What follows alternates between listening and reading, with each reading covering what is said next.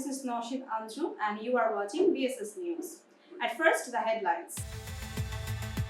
Chief Advisor praises Armed Forces contributions, urges for historic role in upcoming polls.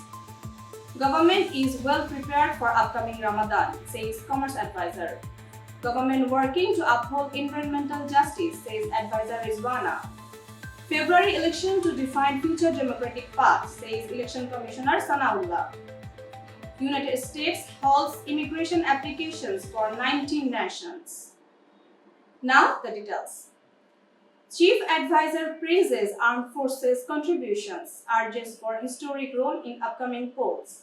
Chief Advisor Professor Dr. Muhammad Yunus today praised the enduring contributions of the Bangladesh Armed Forces to national security, development and nation building. He was addressing the graduation ceremony of the National Defense Course and the Armed Forces War Course 2025 at the National Defense College in Mirpur Cantonment in the city.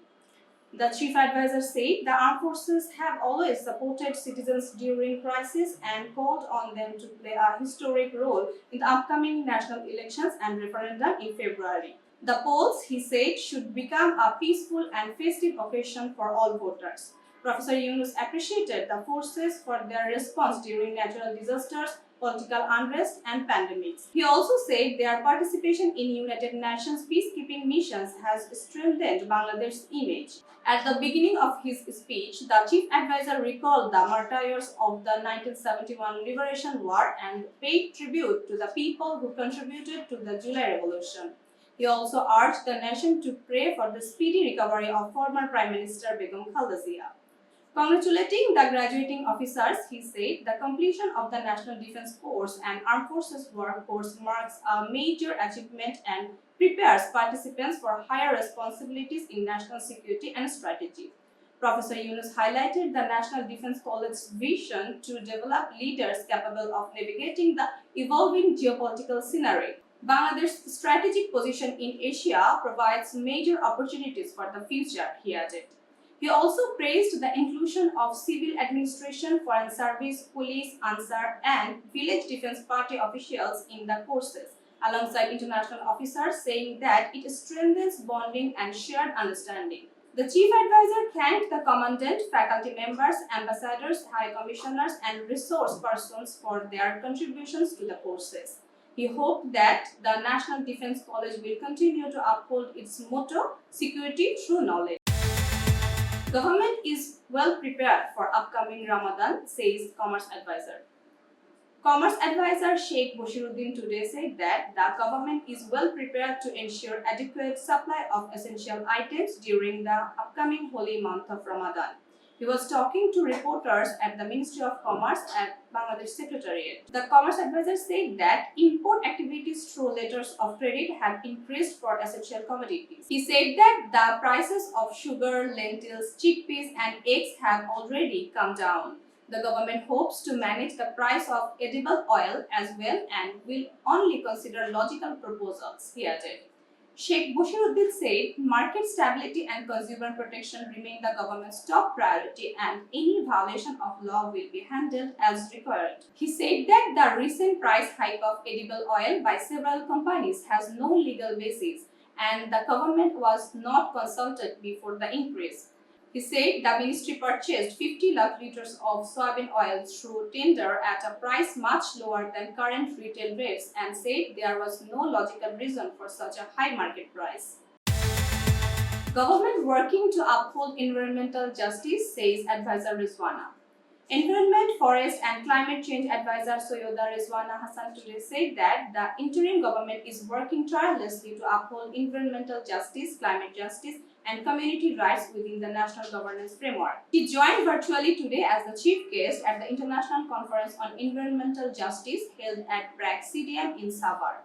The advisor said her mission remains focused on protecting communities, resisting destructive corporate practices and promoting eco-centric development. She highlighted three immediate priorities of the interim government: preparing for free and fair election, reforming key governance sectors, and ensuring justice for those who sacrificed their lives in the recent student-led movement. Sayyida Rizwana Hassan outlined several ongoing reforms. These include enforcement of the long-standing ban on single-use polythene bags, expansion of plastic-free zones, restoration of major rivers and forests, and stronger wildlife and biodiversity protection.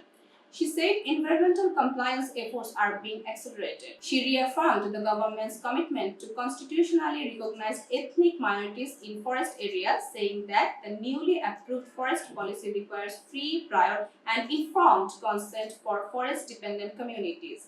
She also said tourism on St. Martin's Island is now being regulated more strictly to protect the coral ecosystem. The advisor discussed intensified actions to reduce hazardous air pollution. She said that the recent unprecedented flood in Feni and other climate vulnerabilities such as river erosion, salinity intrusion, and sudden cross-border water releases.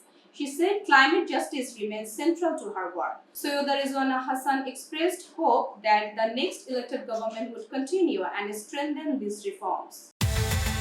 February election to define future democratic path, says Election Commissioner Sanaullah. Election Commissioner retired Brigadier General Abul Fazl Mohammad Sanaullah today said that the upcoming 13th Jatiyo সংসদ election will shape the democratic direction of future Bangladesh. He was addressing the inaugural session of a day-long training program titled Training for Journalists on the 13th National Parliamentary Election held at the auditorium of the Election Training Institute in Agargaon this morning. The Election Commissioner said the election is taking place in a changed national context and will play a significant role in the history of independent Bangladesh. He said efforts are underway to repair the electoral system and rebuild it into a more inclusive process. He said that a free and acceptable election is essential and that this is a coordinated national initiative.